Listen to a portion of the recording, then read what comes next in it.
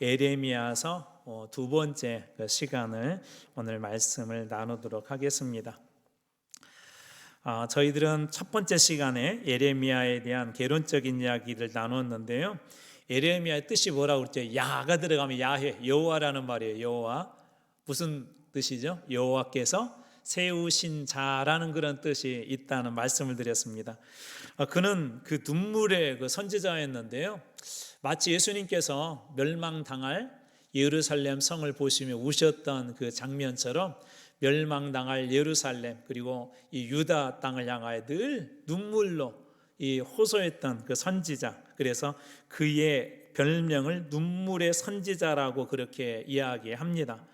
또 민족을 그는 사랑했던 그런 선지자에서, 그래서 시민으로서 예레미야와 그 다음에 선지자 예레미야 사이에서 갈등을 했습니다. 무슨 얘기냐면 시민으로서는 그 땅이 좀 멸망당하지 않기를 바라는 그런 마음이 있었지만, 선지자로서 그 유다가 멸망당한다는 것을 선포해야 할 수밖에 없는, 그리고 멸망당한다는 게 확실했기 때문에 이것 때문에 그 사이에서 갈등이 있었던, 그래서 시민 예레미야로 혹은 또 선지자 예레미야 사이에서 개인적인 그런 위치 때문에 좀 갈등도 했던 그런 선지자입니다. 그리고 인간적인 사람이죠. 하나님 앞에 할 말 못할 말도 다 합니다. 하나님 그렇게 약속해 놓고 왜 그렇게 안 해주셨어요? 막 그런 식으로 따지듯이 묻기도 하고요. 그렇게 인간적인 그런 사람이었습니다. 또 유다의 멸망을 선포했는데 특별히 바벨론의 포로가 되라라고 계속해서 그걸 주장해서 역적이죠. 역적, 매국노로서 그것 때문에 그 매국노로 낙인이 찍히고, 또 이것 때문에 여러 번의 고난들을 이 예레미야가 겪습니다. 근데 자기가 주장한 게 아니라 하나님께서 그렇게 전하라고 했고, 그 전한 사실 때문에 예레미야는 이런 고난을 당할 수밖에 없었어요. 나중에 호세아 때도 그런 얘기를 나누겠지만, 선지자의 길은 쉽지 않습니다.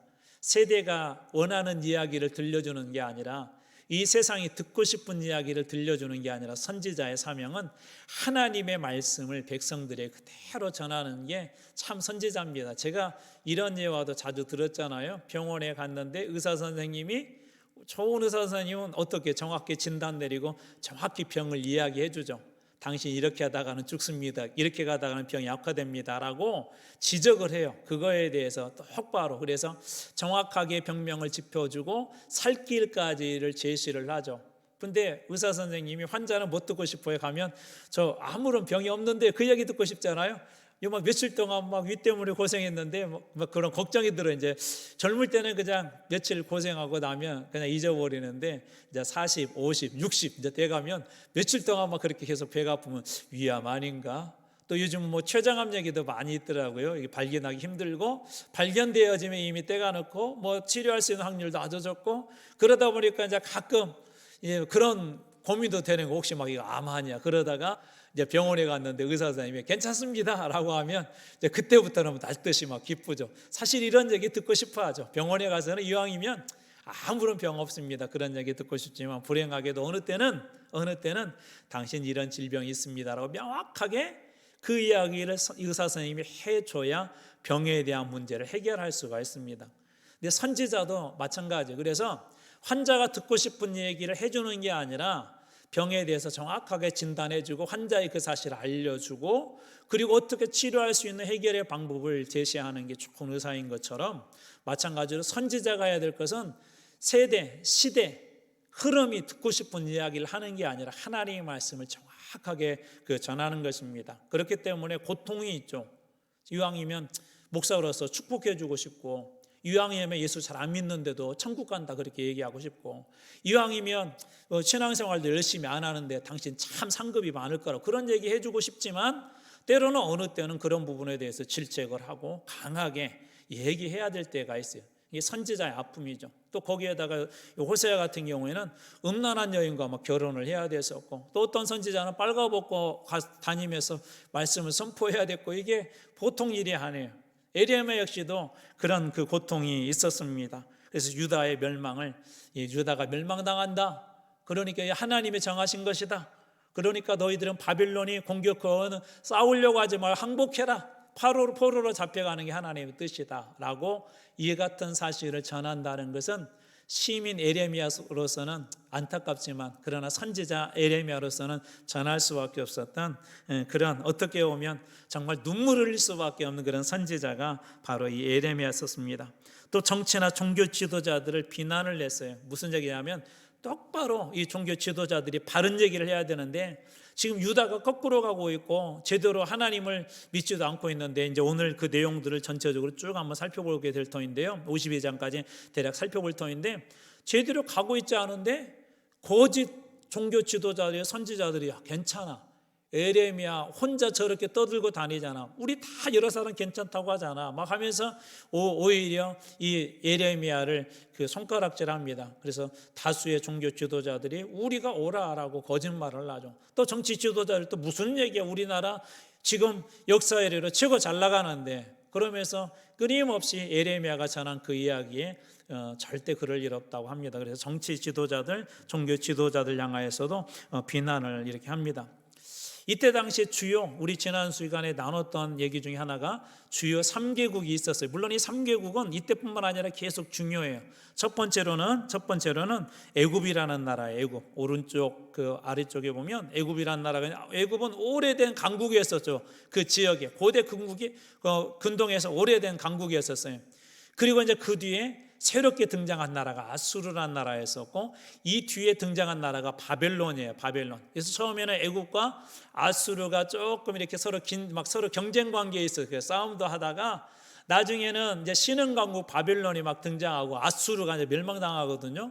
이제 그때 이 애굽이 아수르의 패잔병들을 도와가지고 이 바벨론을 대적을 합니다. 그 사이에 누가 끼어 있냐면 유다가 끼어 있어요. 애굽은 이 아래쪽에 있고 아수르하고 이 바벨론 이제 위쪽에 있고 하다 보니 이게 가운데 낀 나라가 우리나라가 마치 일본과 중국 사이에 끼어 있는 것처럼 그렇게 구정구조로 되어 있었기 때문에 그 유다의 위치는 이리 가도 받고 저리 가도 받고 그래서 늘 좀 눈치를 봐야 됐었어요. 근데 가장 좋은 건 뭐냐면 하나님 말씀을 따라서 해야 되는데 그렇지 못했습니다. 그러다 보니까 자기들이 가지고 있었던 그때 당시에 정세를 보는 눈, 세상을 보는 눈 그걸 가지고 이제 판단을 내서 때로는 아수르에 붙기도 하고 때로는 애굽에 붙기도 하고 근데 그때 판단들이 미스가 났어요. 결국 그것 때문에 이제 큰 어려움을 당하기도 합니다. 그래서 이 세계에 대한 나라에 대한 이야기들을 지난 시간에 잠깐 말씀을 드렸고요. 오늘은 특별히 이 중요한 4명, 5명의 그 왕과 그 다음에 그 뒤에 총독 한 사람 6명에 대한 이야기를 나눌 터인데 이 가계도를 먼저 머릿속에 염두에 두시고 이 말씀을 보면 쉽게 좀 이해할 겁니다. 에레미야 시대 때는 일단 이 4명의 왕이 아주 중요해요. 이 5명 요시야를 포함해서 요시야가 있었고요. 그 밑에 여호아스, 여호와김, 시드기야라고 하는 아들들이 있었어요. 이 사람들이 나중에 요시야 이후에 왕이 됩니다. 왕이. 자 그리고 그 중간에 여호와김의 아들이 잠시 여호와긴이라고 하는 사람이 왕이 되는데 이 사람들의 그 구조를 한번 머릿속에 염두에 두면 좋을 것 같아요. 그래서 3명의 왕들은 다 요시야의 아들이다. 다만 여호와김만 김에서 이렇게 위에만 이렇게 빠지죠. 기억 받침만 빠지는데 자 여호와긴이라고 하는 이 아들만 여호와김의 아들이다라는 것을 염두에 두시고 순서로는 요시야, 여호아스, 여호와김 그리고 여호와김의 아들 여호와긴 다시 삼촌인 시드기야로 가서 유다는 멸망을 하게 됩니다. 이 구조를 머릿속에 한번 염두에 두면 좋을 것 같아요. 이 사람들은 예레미야 시대의 왕들이에요. 예레미야 시대의 그 왕들입니다. 오늘 그 왕들에 대한 이야기로 오늘 첫 번째 이야기를 한번 시작해 보도록 하겠습니다. 첫 번째 중요한 왕이 요시야라고 하는 그런 그 왕인데요. 이 요시야는 므낫셋 이것이 아버지예요. 므낫셋. 그 므낫셋이 할아버지죠. 므낫셋 그다음에 아몬, 요시야로 이어지고 이 므낫셋의 아버지가 누구냐면 그 유명한 히스기야라는 왕입니다. 히스기야 왕. 대단했었죠. 히스기야 때 한때 유다가 반짝 이렇게 좀 부흥을 했어요. 히스기야 때 엄청난 그런 하나님 역사들도 많이 보았고 므낫셋이라고 하는 이 아들은 어떻게 태어났냐면 어느 날 이사야를 통해서 이 히스기야의 죽음을 하나님 얘기하시거든요. 히스기야가 그 유명한 장면에 하나가 있어요. 그러자 그 문제를 놓고 하나님 앞에 그가 기도합니다. 이 히스기야는 기도의 사람이었어요. 막 때로는 이 적군들이 보낸 편지를 가지고 적군들이 우리 협박해요 하고 하나님 앞에 가서 이 기도하는 기도의 사람이었는데, 그렇게 해서 목숨을 연장을 받아요. 그 연장 받은 그때 갖고 낳은 아이가 이 므낫셋인데, 유다의 역사에서 가장 악한 왕이에요. 그래서 어떤 분은 차라리 히스기야가 하나님 처음 청한 때 딱 죽었더라면 므낫셋 같은 이런 악한 왕이 나오지 않았을 텐데 할 정도로 므낫셋은 정말 그런 악한 그 왕이었었습니다. 그래서 이 므낫셋, 그리고 그 뒤에 므낫셋의 아들 아몬이라는 왕도 있었는데, 이 왕도 나라를 좀 악하게 다루었어요. 그래서 히스기야 이후에 므낫셋과 이 아모스, 이 두 사람의 왕에 의해서 유다라는 그 나라는 영적으로는 아주 상당히 혼란하던 시대, 영적 암흑기였다고 보시면 됩니다. 그런데 그때 유다에 8살 된 아이가 왕이 됐어요. 그 사람이 요시야예요. 8살이 왕이 돼가지고 38살까지, 뭔가 젊을 때 죽잖아요. 근데 무려 30년, 31년 동안 이 왕노를 했는데, 불행하게도 마지막 왕의 이 죽음은 장렬하게 죽는 게 아니라 허무하게 이 왕이 죽습니다. 8살 때 왕이 되어가지고는 이제 왕의 수업을 잘 받아가던 중에 20살 때 아주 놀라운 어떤 기회가 하나가 이렇게 생기게 되었어요. 그 20살 때 무슨 일들 하냐면, 이때 당시에 개혁을 시작을 하는데요. 이스라엘은 아버지 아몬, 할아버지 므낫셋 때 다시 막 그 영적으로 혼탁하다고 그랬잖아요. 수많은 산당들이 세워져요. 우상 숭배하기 위해서 세워져요. 이것을 갖다가 이 요시야가 이제 20살 때 그 모든 것들을 다 파괴를 하기 시작합니다. 그래서 아세라와 목상들을 이렇게 제거해요. 그리고 나서 통치 18년이 되던 해에 성전의 그런 수리를 하던 중에 율법책을 발견합니다. 율법책. 그리고 그때 이 율법책을 가지고 개혁을 하기 시작하는데, 성전도 수리하고 이 개혁을 활발하게 진행하게 되는데, 단순히 율법책을 발견했다는 이유 때문에 이걸 하는 것이 아니라, 이때 당시에 마침 이 아수르의 힘이 약화되고 있었어요. 그 전까지만 하더라도 아수르의 영향력이 강력했기 때문에, 예를 들자면 므낫셋, 아몬 때는 아수르가 이렇게 쉽게 얘기하자면 조공도 바쳐야 했었고, 아수르가 콧방귀를 크면 감히 어떻게 할 수도 없을 정도로 막 그때는 두려웠던 때인데, 마침 요시야가 8살부터 왕의 속을 받고 이제 20살 정도 이렇게 되었을 무렵, 그리고 이제 20살이 넘어가기 시작하면서 어떤 이제 왕으로서 익숙해지고 또 힘도 생기고 지위도 생기고 그러던 중에, 이제 왕이 되는 한 18년 후에 대략 한 26살 정도 됐겠죠. 이때 아수르 힘이 급격하게 약화되는 그 틈을 틈타서 율법책도 발견했겠다. 다시 한번 그 개혁을 시작하게 됩니다. 그래서 요시야 때 이런 개혁을 하게 되죠. 자, 그러던 중에 아수르가 이렇게 이제 쇠퇴하고 그러던 중에 한쪽에서 이렇게 이제 바벨론이 이렇게 막 이제 힘이, 바벨론은 커지고 아수르는 쇠퇴하고, 그러다 보니까 애굽에 한 긴장감이 생겼어요. 어떤 긴장감이 생길까요? 과거에는 아수르하고만 경쟁하면 됐는데 이제는 바벨론하고 경쟁을 해야 돼요. 지금 아수르는 거의 이제 패망의 단계에 들어가다 보니까 이 애굽의 입장에서는 이 바벨론도 이제 견제를 해야 되고 아수르도 어떻게 좀 완벽하게 견제를 해야 되잖아요. 그래서 이제 애굽의 바로가 이게 출정식을 갖고 이제 북진을 합니다. 그러던 중에 우리 지난 시간에 나와서 무기또라는 곳에 이제 전투를 벌이게 되는데, 이 무기또가 나중에 소위 우리 계시록에는 아마겟돈이라고 불리는 그 지역이 바로 이 무기또 지역입니다. 이 지역에서 그 전투를 하게 돼요. 근데 이곳에서 그냥 허무하게 이 요아스가 죽게 됩니다. 그곳에서 이 싸움에 나가 제대로 싸우지도 못하고 이 무기또 전투에서 죽게 돼요. 그리고 나서 이제 그 아들 요아스라고 하는 사람이 왕이 되는데, 이 사람은 요시야의 아들로서 친바벨론 정책을 써요. 왜 그럴까요? 바벨론이 이제 점차적으로 힘이 오고, 이번 기회에 아수르와 그 다음에 저기 애굽은 완전히 끊어버리자고 이제 바벨론 이게 정책을 이렇게 쓰는데, 원정을 한 2번, 애굽의 바로가 원정 한 2번 하거든요. 그 중에 2번째 원정을 하고 이렇게 돌아오던 길에 이 애굽의 바로였던 느고 2세가 돌아오던 길에 이 예루살렘으로 들어가 가지고는 여호아스를 이렇게 쳐요. 그리고 여호아스를 폐위를 시켜버리죠. 그리고 나서 그를 포로로 이렇게 끌고 가고요. 그리고 나중에 이 여호와스는 애굽에서 그 죽음을 맞이합니다. 이때가 여호와스가 왕이 된 지 겨우 3개월에 3개월밖에 왕 노릇을 못한 겁니다. 그리고 이후에 또 이제 여호와김이 이후에 왕이 되는데 이 사람도 요시아의가 아들이에요. 그러니까 어떻게 하겠어요? 이제 첫 번째 아까 여호와스를 애굽의 바로 누고 2세가 그걸 갖다가 이제 폐위를 시켰으니까 친애굽파를 세우겠죠. 그래서 친애굽 정책을 이 여호와김이 하게 됩니다. 바로 누고 2세에 의해서 이제 세워지게 되고 이 사람은 친애굽 정책을 이렇게 하다 보니까 이제 누가 또 기분 나쁘겠어요? 이번에는 저 북쪽의 바벨론이 기분 나쁘겠죠. 왜냐하면 이 연합 세력이 콧밑까지 오니까 예를 들면 우리 중국도 좀 긴장을 하잖아요. 우리나라는 좀 미국 쪽에 가까워 있고 일본도 그렇고 하다 보니까 그 세력들이 연합군들 그 세력들이 가까우면 가까울수록 그 접경국의 나라들은 긴장감이 더할 수밖에 없잖아요. 바벨론의 입장에서도 그것이 긴장감이 높아질 수밖에 없을 거예요. 또 애굽도 마찬가지죠.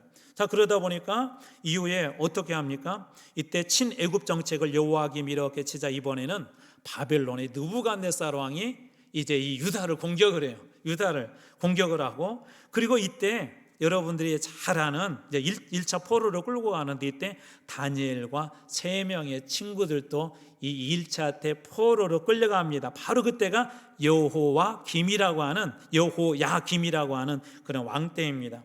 그런데 이때 잠깐 이렇게 반짝 바벨론 정책을 치다가 또 눈치를 보니까 아니에요. 애굽이 여전히 괜찮은 그때 반역을 하다가는 결국은 재침략, 2차 침략을 당하게 됩니다. 그리고 나서 이제 그 뒤에 여호와김의 아들 여호와긴이 이 왕이 되게 되는데 이 친애굽 정책으로도 잠깐 돌아갔다고 그랬잖아요. 그러다 보니까 바벨론이 또 와서 이렇게 침략을 하게 되고 결국은 바벨론에게 또 한 번 침공을 당하고 바벨론에 항복을 당합니다. 이때는 좀 비극적인 일들이 많이 있었어요. 여호와긴 때는 이 여호와긴은 여호와김의 아들이었는데 바벨론의 침략으로 인해서 어머니, 아들들, 그 다음에 아내들 왕이었었으니까 그 아내들, 그 다음에 자기의 그 신복들, 또 유다의 지도자들 이 많은 사람들이 죽음을 당하거나 포로로 끌려갑니다. 그리고 이때 당시에 좋은 기술자들도 우리나라도 예전에 일본 같은 데 침략을 당하거나 그럴 때 그런 기술자들을 데리고 가잖아요. 도자기 같은 거 아주 우리나라가 잘했을 때 그런 사람들을 이렇게 데려간 것처럼 이때 당시에 이런 사람들을 포로로 이렇게 잡아가게 되죠. 그리고 바로 이때 선지자 에스겔도 포함이 됩니다. 그리고 유배 이제 그곳에 끌려가서 있는 중에 37년째 되어서야 여호와기는 그 바벨론 지역에서 좀 자유롭게 활동할 수 있게 돼요. 그래서 2차 침략 때 이때 에스겔도 끌려갔다라는 것을 기억하면 좋을 것 같아요. 그래서 1차 침략 때는 다니엘과 3명의 친구들을 끌고 갔다면 2차 침략 때는 에스겔도 포함되어서 이렇게 끌려갑니다. 그리고 이제 여호와긴의 삼촌이었던 그 다음 이제 시드기야가 왕으로 이렇게 세워지는데요. 삼촌이기 때문에 요시아의 아들이었던 것이죠. 그는 유다의 그 지배층들이 이때 당시에는 다 사로잡혀 가고 나니까 남아 있는 유대인들을 가지고 그 유대 땅을 다스리는 게 쉽지가 않았어요. 왜냐하면 지도자들이 다 끌려갔으니까 쉽게 얘기하자면 머리 좋은 사람, 기술자들 또 그 왕국에서 어떤 행정적인 일들을 잘하는 사람들이 없으니까 정치를 한다는 게 좀 쉽지가 않았었죠. 그런 어려움들이 있었고 남아 있는 사람들도 좀 이렇게 다루기가 어려웠어요. 근데 흥미로운 것은 이때 우리 연호라는 걸 쓰잖아요. 연호, 예를 들면 태종 몇 년 그렇게 연호를 쓰는데 흥미로운 점은 여호와긴은 인정한 반면에 이 마지막 유다의 마지막 왕이거든요. 시드기야가. 근데 시드기야는 인정하지 않았습니다. 대표적인 것이 바로 그 연호 사용인데 에스겔이 2차 때 끌려갔다고 그랬잖아요. 에스겔서 1장 2절에 보면 이렇게 되어 있어요. 시드기야 왕으로부터 시작하지 않고 끌려갔는데 여호와긴 왕이 사로잡힌 지 5년 그달 초닷새다라고 하면서 시드기야를 연호로 사용하지 않고 여호와긴을 이렇게 사용하고 있는 것을 보게 됩니다. 그러니까 다시 말해서 이때 당시에 많은 사람들이 이 시드기야는 인정을 하지 않았던 것 같아요. 그래서 여호와긴을 연호로 이렇게 사용한 점에서도 우리는 그와 같은 사실을 알 수가 있습니다. 이 시드기야는 얼마나 외면을 당하고 지지를 못 받았던지 이름도 시드기야라고 그랬어요. 시드기야, 야훼, 여호와라는 말이거든요. 여호와는 나의 의, 그래서 나는 합법적인 왕이다라는 것을 강조하기 위해서 이름도 시드기야라고 그렇게 불렀죠. 바빌론에 의해서 세워지고 조경을 바쳤으나 백성들 사이에서는 여전히 애굽파들이 많았어요. 시드기야 때는 그 백성들을 다루기 어렵다고 했잖아요. 그 원인 중에 하나가 이거예요. 뭐가 있냐면 지금 바빌론에 포로로 잡혀가고 그랬는데도 백성들 마음속에는 어떤 게 있었냐면 여전히 애굽은 강대국이었어요. 한 번 강대국은 영원한 강대국이잖아요. 그래서 여전히 애굽에 대한 그런 선망의 마음들이 있었죠. 그러다 보니까 시드기야도 인정받지도 못하고 또 많은 지도자들이 끌려가고 또 유다 내 애굽파들이 많다 보니까 이 바빌론의 영향을 받고 있는 시드기야로서는 나라를 통치하고 다스린다는 게 쉽지 않았습니다. 그래 이런 과정 중에 나중에 어쩔 수 없이 이제 시드기야 이 정책이 친애굽 정책으로 바뀌어요. 그러던 중에 계속해서 이제 에레미야는 뭐라고 하냐면 항복해라, 바빌론에게 항복해라. 근데 분위기는 뭐라고요? 애굽파들이 많다고 그랬잖아요. 애굽 정책도 이렇게 이제 조금 돌아서려고 하고 애굽으로 돌아가는 게 좋을 것 같은데 자꾸 뭐 항복해라, 그것도 바벨론 항복해라 그러니까 이 백성들이나 이 남아있는 지도자들 입장에서는 기분이 나빴겠죠. 결국은 이 친애굽 정책 때문에 586년에 유다의 역사는 이제 마무리됩니다. 북왕국도 이미 멸망을 해버렸고 남왕국 유다도 이곳에서 이제 멸망을 하게 되죠. 그리고 나서 이제 마지막으로 그다랴라고 하는 사람은 왕이라기보다는 이제 속국으로 만들어버리고 총독을 세운 거예요. 총독을 이렇게 세워서 그 지역을 이렇게 지배력을 강화하고 지배하기 위해 세운 사람이 총독인데 바로 그 사람이 그다랴라고 하는 사람입니다. 이 사람은 바빌론의 느부갓네살을 위해서 이렇게 세워졌고요. 사반의 손자인데 여전히 누가 많이 남아있을까요? 친애굽파들이 많이 남아있었겠죠. 그리고 여전히 애굽에 대한 선망했던 사람들이 많이 있었어요.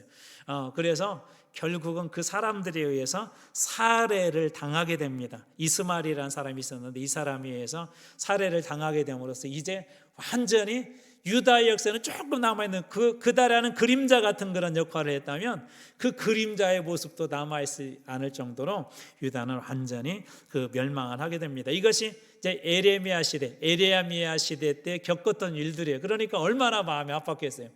우리나라도 일제강점기 이렇게 지나면서 몇 번의 그런 어려움들이 있었잖아요. 지금도 그 상처들이 해결되지 않고 지금도 그 아픔들이 곳곳에 남아 있는데 이런 아픔과 슬픔 그런 중에서도 예를 들어서 우리나라의 누군가가 어떤 선지자가 일본에게 항복하십시오라는 그런 이야기를 백성들이 들었을 때 백성들의 기분은 상당히 아마 힘들었을 것입니다. 전하는 선지자도 힘들었을 것이고 어찌 보면 이런 영적 혼란기에 그럼에도 불구하고 하나님께서 이스라엘 백성들을 살리기 위한 방법으로 바벨론의 포로가 되게 하신다라는 메시지를 이 에레미야가 전하게 됩니다. 그러나 에레미야서는 하나님의 심판만 이야기하는 게 아니에요.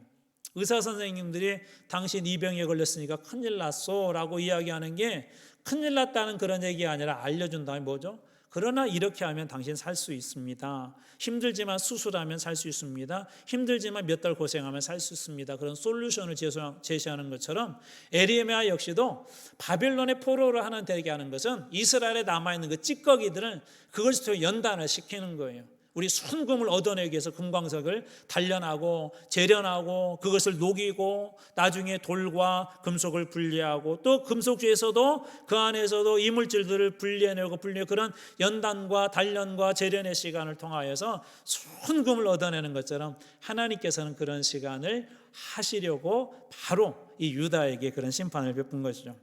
전체에 대한 그 내용은 이거예요. 유다와 멸망에 대한 그런 내용, 그리고 마지막에 예루살렘이 멸망했다는 이야기가 예레미야서 1장에서 52장까지 내용입니다. 그러니까 예레미야는 이미 북왕국 이스라엘하고는 상관없어요. 자, 유다에 대한 멸망, 그 다음 열방의 나라들 있잖아요. 주변의 나라들, 앞에 소개했던 바벨론, 애굽, 아수르뿐만 아니라 주변의 나라들이 하나님의 심판, 이게 하나님의 모든 나라에 대한 주권이 하나님의 있음을 보여주는 거죠. 그 열방의 나라들도 심판을 당할 것이다. 그리고 마지막 52장에서는 예루살렘의 멸망에 대한 이야기로 예레미야 이야기가 마치는데요. 한번 그 이야기들을 짧게 한번 말씀과 한번 나눠 보도록 하겠습니다. 먼저 유다를 향한 예언인데요.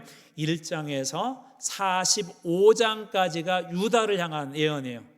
예레미야는 누구에게 예언했다고요? 유다 백성들을 향해서 1차적으로 예언한 사람입니다. 그래서 1장에서 45장까지 앞의 내용은 예레미야가 부름받은 그런 내용인데요. 한번 이 말씀을 한번 여러분 잘 한번 들어보세요. 예레미야 1장 7절 8절 여호와께서 내게 이르시되 예레미야에게 이르시되 너는 예레미야 너는 아이라 말하지 말고 내가 너를 누구에게 보내든지 너는 가며 내가 내게 무엇을 명령하든지 너는 말할지니라. 7절 말씀 보면 무슨 생각이 들죠? 선지자는 어떻게 해야 돼요? 이렇게 해야 돼요. 그렇죠? 누구에게 보내든지 선지자는 가야 되고 또 무슨 말을 이렇게 하나님께서 주시는 그 말씀을 전해야 되죠. 그러니까 예레미야를 선지자로 부르신 걸 알 수가 있습니다. 근데 8절 말씀 이렇게 말씀하세요. 너는 그들 때문에 유다 백성들 때문에 너를 협박하는 사람들 때문에 두려워하지 말라. 내가 너와 함께하여 너를 구원하리라. 함께하여 너를 구원하리라. 나 여호와의 말이니라. 나 여호와의 말이니라. 지난번에 설명드렸어요. 도장과 같은 것이다. 물론 하나님의 약속은 확실하지만 이 말씀이 들어갔을 때는 더 확실하다는 걸 하나님 보장하기 위해서 도장처럼 이 말씀을 집어넣거든요. 근데 여기 재밌는 표현이 있어요. 재밌다기보다는 좀 의아한 표현이 있어요. 방금 읽었던 8절에 그들 때문에 두려워하지 말라. 내가 너와 함께하여 너를 구원하리라. 뒤에서 보겠지만 불행하게도 예레미야는 하나님이 없는 것처럼 그런 어려운 일들이 일어나게 됩니다. 빈 구덩이 속에 던져지기도 하고요. 반역자 취급을 막 받기도 하고요. 막 맞기도 하고요. 감옥에 갇히기도 하고요.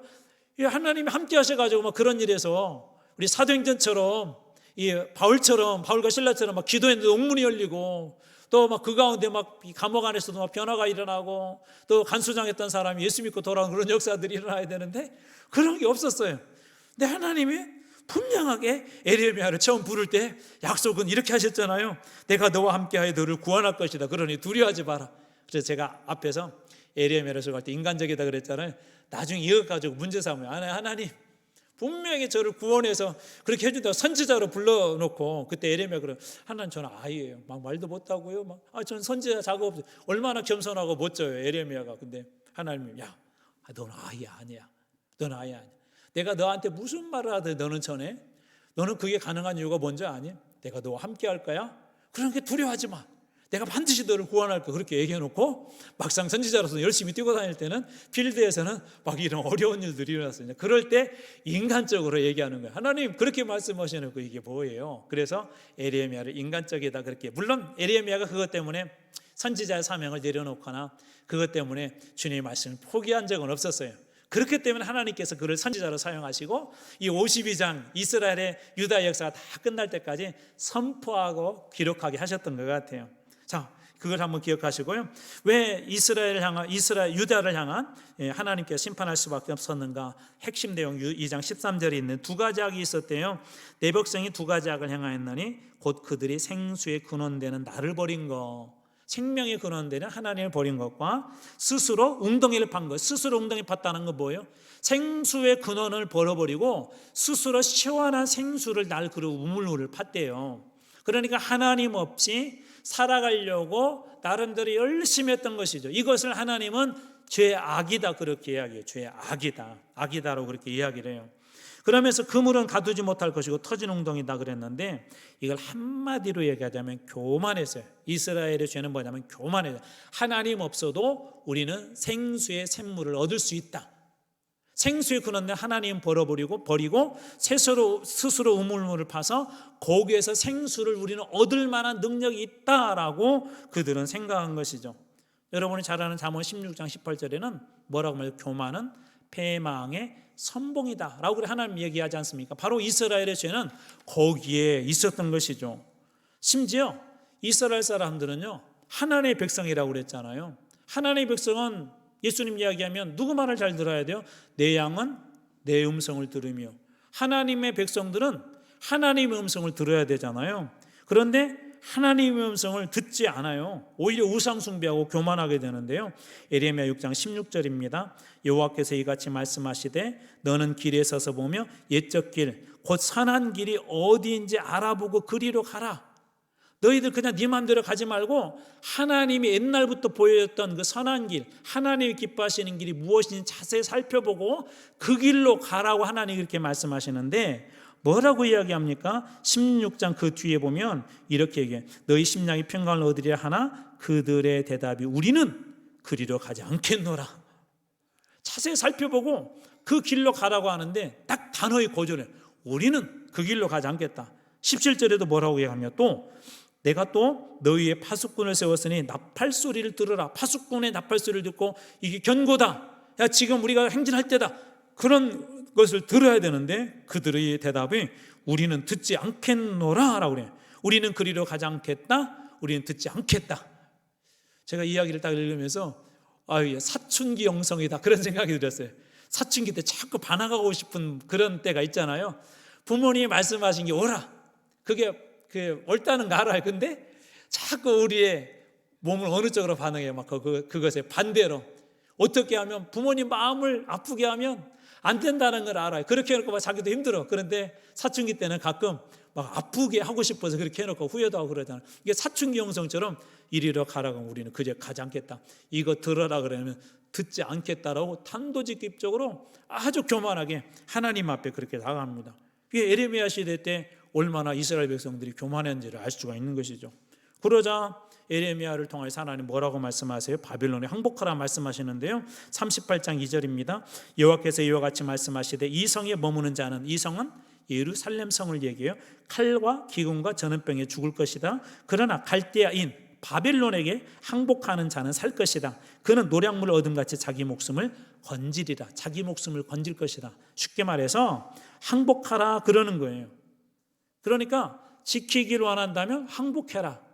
살기를 원한다면 항복해라. 일반적인 법칙하고는 맞지 않잖아요. 일반적인 법칙하고는 전혀 맞지 않은데 항복해래요. 이런 이야기를 한번 예를 들어보면 좋을 것 같아요. 아까 제가 초두에 하나님께서 바빌론이라는 그런 도구는 그냥 단순히 이스라엘의 죄악을 책망하기 위한 것이 아니라 이걸 통하여서 이스라엘을 순금처럼 나오기 위한 하나님의 훈련의 방법들이라고 그랬어요. 이런 걸 한번 생각해 보면 좋을 것 같아요. 방금 읽었던 왜 항복해라고 하셨는지는 이런 이야기에 빗대면 쉽게 이해가 될 수 있을 것 같아요. 예전에 김재준 박사님이라는 분이 계셨는데 목사님이세요. 신학자이자 이분이 폐기력에 걸려가지고 병실에 이렇게 누워있는 따뜻한 봄날에 창문이 이렇게 열렸고 밖에서 꽃향기가 들어오고 시원한 바람이 약간 이 방 안으로 들어오고 있었대요. 근데 그 바람을 타고 나비 한 마리가 안으로 들어왔답니다. 근데 그 나비가 창문으로는 들어왔는데 나가려고 하는데 이 벽에 부딪히고 이 창문에 부딪히고 저 창문에 부딪히고 계속 부딪히더래요. 그러다 보니까 날개가 조금씩 상하게 가기도 하고 지쳐가기도 하더래요. 그래서 박사님이 이 나비를 잡아서 창문 밖으로 이렇게 내보내려고 하는데 나비는 계속 도망 다니더랍니다. 계속해서 더 빨리 나가려고 이 투명한 창문에 가서 막 부딪히더래요. 날개는 점점 더 이렇게 망가지고 있어요. 사는 길은 뭐죠? 붙잡히는 거죠. 이 나비의 생각은 사람에게 붙잡히면 죽는다 그렇게 생각했던, 그러나 붙잡히게 되면 사람의 생각은 달랐죠. 나비의 생각과 박사님의 생각은 나비를 정말 곱게 잡아서 열려진 창문 밖으로 내보내서 저 꽃들이 있는 향기가 있는 곳으로 보내주려고 하는 게 그런 마음이었어요. 바로 하나님 마음이 그런 거였어요. 바빌론에 항복하라는 게 거기에서 죽어라는 얘기가 아니에요. 하나님께서 단련시키고 살리기 위해서 그렇게 하신 건데 바로 그런 것 때문에 이 에레미야는 이스라엘의 유다에 남아있는 사람들로부터 큰 어려움을 받습니다. 그래서 에레미야는 여러 가지 모양의 어려운 일을 당하는데 20장 2절에 보면 바술이라고 하는 선지자가 있었는데 에레미야를 때렸대요. 그리고 여호와의 성전에 있는 베냐민 못 위층에 목에 씌우는 나무고랑을 씌워서 가둬버렸대요. 28절에 보면 예레미야가 여호와께서 명령하신 말씀을 모든 백성에 전했다. 그렇게 마쳤더니 제사장들과 선지자들, 앞에는 바술이라고 하는 선지자가 그랬다면 이번엔 제사장과 선지자들과 모든 백성이 에레미야를 붙잡고 이르되 너는 반드시 죽어야 한다. 너는 같은 너는 죽어야 된다. 사람들에게 협박을 당했답니다. 또 37장 15절에 보면 고관들, 이번에는 높은 주에 있는 정치인들이 노여하여 에레미야를 때렸대요. 그리고 서기관 요나단의 집에 가두었고 이는 그들이 이 집을 옥으로 삼았다. 다시 말해서 감옥으로 보내버렸습니다. 또 에레미야 38장 6절에 보면 그들이 에레미야를 끌어다가 감옥들에 있는 왕의 아들 말기야의 구덩, 이게 감옥 앞에 이렇게 뜰이 하나가 있었는데 그때 이렇게 구덩이라는 것은 아마 우물물이었던 것 같은데 물이 말랐던 것 같아요. 이게 어느 정도였냐면 완전히 마른 건 아니고 밑에는 이렇게 진흙 수준이고 물은 없는 그런 상태. 그 구덩이 속에다가 이렇게 던져놨습니다. 그래서 물은 없고 진창뿐이었다라고 되어 있고 에레미야가 진창 속에 빠졌더라. 훨씬 더 힘들죠. 마른 땅도 힘들지만 이런 곳에 빠뜨린다는 건 더 힘듭니다. 그런데 그런 곳에서 에레미야는 보내야 했어요. 왜 그랬다고요? 바벨론에게 포로가 되라. 근데 이게 에레미야 말이 아니라 하나님 말씀이었잖아요. 그것 때문에 이런 어려움을 당합니다. 그러던 중에 하나님께서 희망의 메시지를 주는데 오늘 우리가 읽었던 말씀입니다. 에레미야 31장 33절, 이스라엘 집과 유다의 집에 새 언약, 새로운 언약을 맺을 거래요. 그러나 그날 후에 이제 포로가 되고 너희들이 바빌론에 붙잡혀 가겠지만 그날 이후에 내가 이스라엘 집과 맺을 언약은 이러하니 곧 내가 나의 법을 그들의 속에 두겠다.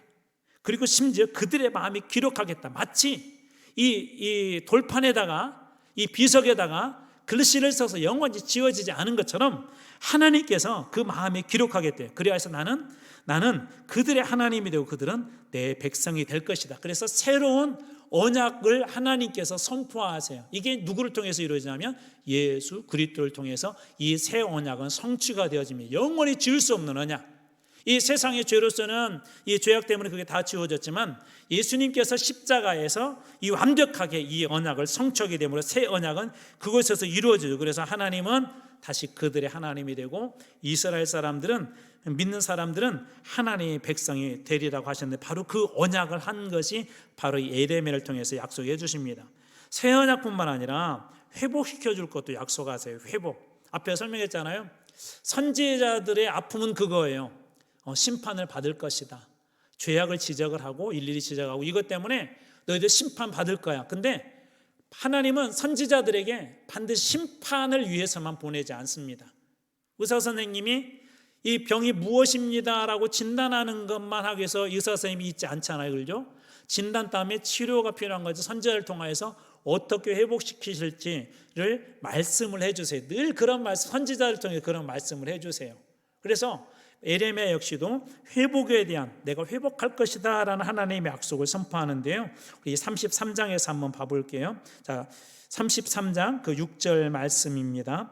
그러나 보라 내가 이 성읍을 치료하여 예루살렘 성을 어떻게 치료하여 낫게 하며 평안과 진실이 풍성함이 그들에게 나타낼 것이다. 저는 여러분들의 가정이라는 성읍, 직장이라는 성읍, 또 우리 한마음교회도 이렇게 치유되어지고 회복되어지고 평안과 진실함이 풍성한 곳이 되길 주님으로 축원합니다. 하나님께서 치유해 주셔야 여러분 우리 안에 이런 은혜들이 쌓여요. 은혜를 못 받는 분들의 그 특징이 있어요. 특징.